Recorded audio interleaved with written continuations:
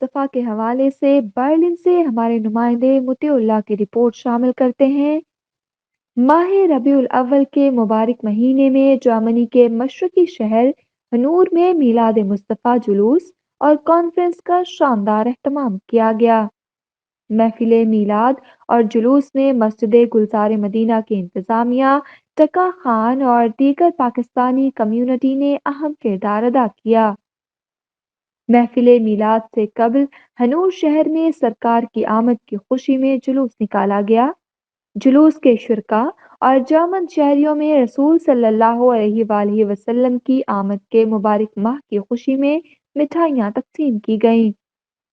میلاد النبی تقریب کا باقاعدہ آغاز گلزار مدینہ مسجد کے خطیب قاری خالد محمود طیب کی تلاوت قرآن پاک سے کیا گیا۔ محفل میں نعت رسول مقبول عتیق کھٹانہ نے پیش کی۔ محفل میلاد النبی کے مہمان خصوصی علامہ پیر سید حسنات احمد شاہ بخاری نے خطاب کرتے ہوئے کہا کہ ہمارا تعلق صوفیاء اکرام سے ہے۔ اسلام جبر کا دین نہیں بلکہ محبت کا دین ہے۔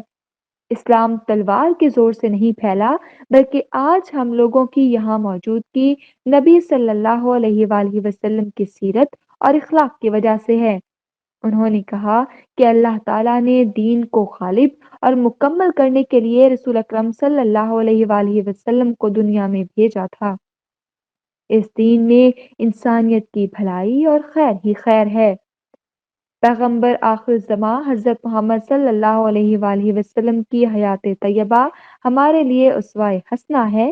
آپ صلی اللہ علیہ وآلہ وسلم کی مبارک زندگی قرآن کریم کا عملی نمونہ ہے۔ گویا کہ آپ صلی اللہ علیہ وآلہ وسلم چلتا پھرتا قرآن تھے۔ آپ صلی اللہ علیہ وآلہ وسلم کی اطاعت ہی سے ہدایت میسر آ سکتی ہے۔ میلاد میں مختلف ثناءخوانوں نے خوبصورت انداز میں نعت پیش کی۔ محفل میلاد میں عاشقان رسول صلی اللہ علیہ وآلہ وسلم جرمنی کے دور دراز علاقوں فرینکفرٹ، بریمن، ہیمبرگ، سٹڈ ہاگن سمیت قرب و جوار سے درجنوں پاکستانیوں نے شرکت کی۔